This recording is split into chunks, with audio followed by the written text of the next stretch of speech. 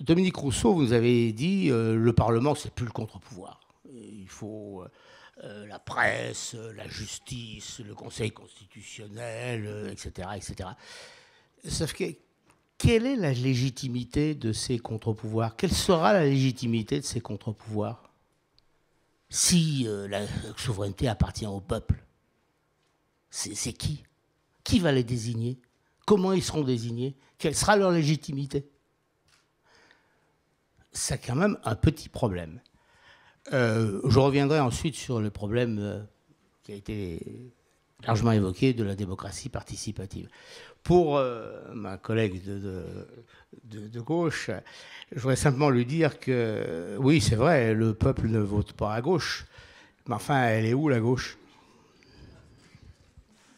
Elle est où la gauche? Monsieur Macron est à gauche. Ah oui, bah, monsieur, bah, il a fait la politique de monsieur Hollande. Bon, quand même, il a été quand même conseiller pendant le quinquennat, soit à l'Élysée, soit comme ministre. Bon. Donc effectivement, qu'il y a un peu de confusion et qu'on ne sache plus trop où se trouve vraiment la gauche, c'est quand même peut-être effectivement l'un des problèmes fondamentaux. Bon, je vais essayer de ne pas revenir sur ce qui a été dit, bien qu'il y a plein de choses qui moi, me conviennent particulièrement. Je crois que quand on regarde un peu ce qui s'est passé depuis une vingtaine d'années, ce n'est pas la première réforme constitutionnelle qui nous est proposée. Enfin, on a eu deux types de réformes constitutionnelles. Un type, ça consiste à essayer de noyer le bébé, de mettre un nuage de fumée pour éviter de parler de ce qui fâche. Et ce qui fâche, c'est précisément la concentration des pouvoirs sur le plan politique à l'Élysée, sans parler des rapports qu'il peut y avoir entre l'Élysée et les autres pouvoirs, qu'ils soient politiques ou bureaucratiques. Bien. Ça, c'est un aspect. Ou alors, très franchement, c'était le cas pour moi de la réforme Jospin-Chirac. Ben là, vraiment, on est allé à un renforcement évident, puisque à ce moment-là, le président de la République, qui était de fait le chef de l'exécutif, est devenu le chef de la majorité présidentielle. Voilà. Donc, voilà, il y a une parfaite confusion des pouvoirs. Ça, c'est tout à fait évident. Et alors, que les parlementaires servent de bouc émissaire, enfin, etc. Ben oui, cette proposition de réforme en est un bon exemple. Si ça marche pas, mes chers concitoyens, c'est parce que les parlementaires sont trop nombreux, et puis ils se cramponnent à leur prébande. Et on a tellement bien intégré ce discours que même les parlementaires, en général, comme les bourgeois de Calais, se couvrent la tête de cendre et les pieds nus, vont pleurer auprès des citoyens la légitimité perdue. On l'a bien vu dans cette maison quand toutes les lois de moralisation qui nous sont tombées dessus, avec quelle docilité nous avons courbé les chines pour pouvoir être acceptés de nos concitoyens.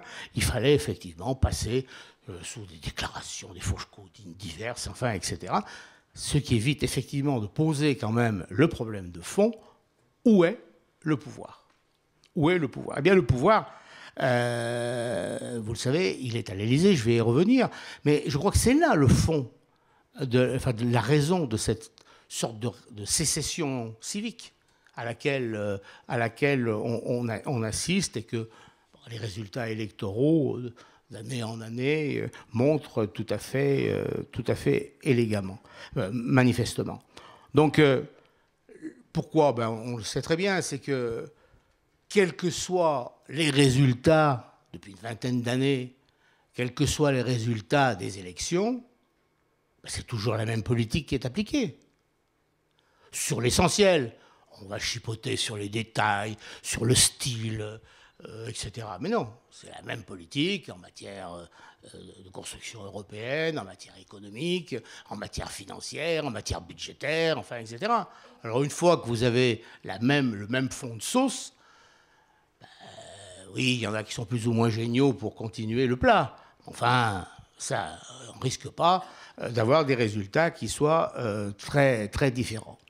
Et je crois que tout ça s'explique par la transformation progressive de cette Ve République en république, je dirais, oligarchique, co-gérée par la nébuleuse politique qui gravite autour du président de la République, par les fondés de pouvoir des milieux d'affaires et financiers, et aussi par la haute bureaucratie qui, même Macron le dit, ouais, peut-être qu'elle se transforme en caste, enfin, etc. Bien.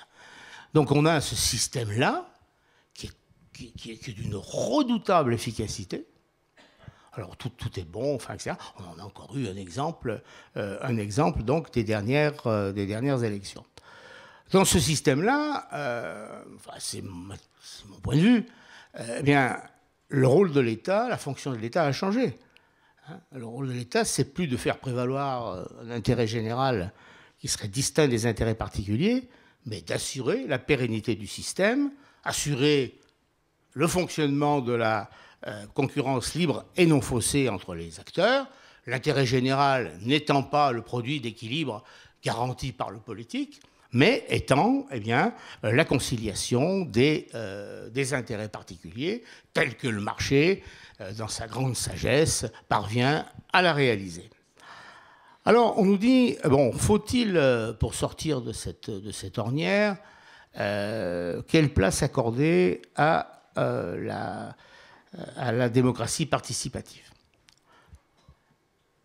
Moi, mon sentiment, mais bon, ça n'est que mon sentiment, c'est que ça n'est certainement pas parce que, au motif que la démocratie représentative ne fonctionne plus ou tellement mal, qu'il faut la remplacer par quelque chose, par un système qui, à mon avis, fonctionnera encore moins bien.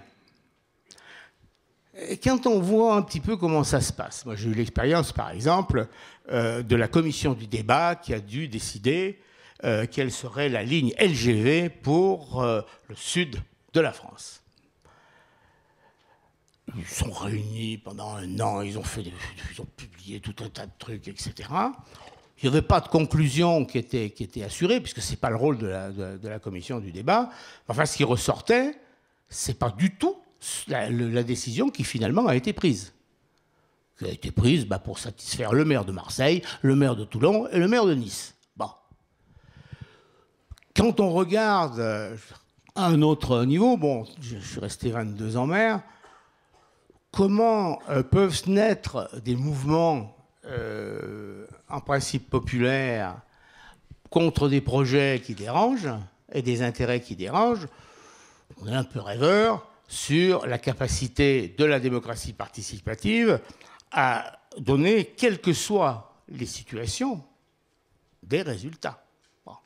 Elle est intéressante, elle est utile, elle mériterait sur certains points, je pense, d'être développée, mais ça ne suffit pas à garantir le résultat final. Alors, pour moi, il s'agit de voir comment on peut essayer de faire fonctionner la démocratie représentative, ce qui suppose un certain nombre de choses. Je vais aller vite, ce n'est jamais que des idées parmi d'autres. Découpler les élections législatives de l'élection présidentielle, ce qui pose la question du calendrier et du mode de scrutin. Revenir sur le mode de scrutin majoritaire aux législatives, qui est particulièrement clivant.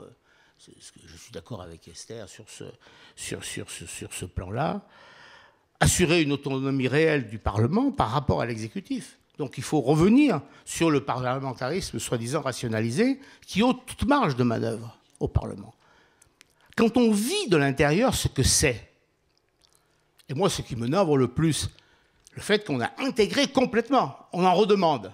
Les parlementaires, ils en redemandent. Comment est utilisé l'article 40, par exemple? Vous ne pouvez plus rien faire. Et bon, on est rares ceux qui disent « Qu'est-ce que c'est que ce truc-là » bon. Il y a une espèce... On a complètement intégré tout ça. Donc, moi, je pense que c'est en revitalisant sur ce plan-là le Parlement. Et encore là, il y a maintenant la jurisprudence telle qu'elle a été constituée sur l'article 40, il y a de quoi avoir peur. Bon. Et séparer réellement les pouvoirs qui sont actuellement dont la totalité donc appartient à l'exécutif. Et au niveau local, et là je suis d'accord avec Esther Benbassa, il faut redonner véritablement des droits aux oppositions, parce que c'est là véritablement, c'est à travers ces oppositions que véritablement les citoyens pourront se faire entendre. Alors, bon, quelle est la nature de notre régime? Moi, je pense que c'est un truc bizarre qui ressemble plus au consulat bah oui, comme disait Sieyès, de la constitution du consulat, le pouvoir vient d'en haut et la confiance vient d'en bas. Bon. Alors là, en haut, bah, c'est quand même les citoyens qui votent encore, il y a encore des élections. C'est pas les grognards de la République, c'est pas les grognards, pardon, de l'armée, de la grande armée.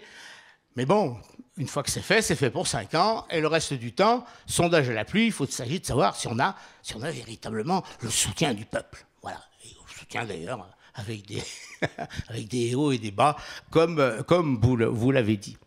Donc ce qui suppose quand même vraiment une séparation complète des pouvoirs, et en particulier, il ne faudrait plus que le président de la République ait le pouvoir de dissoudre l'Assemblée, tant que lui-même ne peut pas être renvoyé devant les électeurs. Alors, est-ce qu'il faut aller vers une constitution parlementariste ou présidentielle, etc. Simplement, je dirais une chose, c'est que je souhaite bien du plaisir à ceux qui expliqueront aux Français qu'il ne faut plus élire le président de la République au suffrage universel direct, et que si on l'élit, c'est pour qu'il devienne une espèce de parangon de la vertu civique, etc., qui dirait le Nord, le Sud, etc. Je crois que, quels que soient les choix qu'on peut faire, la réalité risque de s'imposer, parce que, je dirais à ma collègue, si cette merveilleuse Constitution n'a pas été appliquée de 93, jamais, ni pendant la Révolution, ni après, il y avait peut-être des raisons.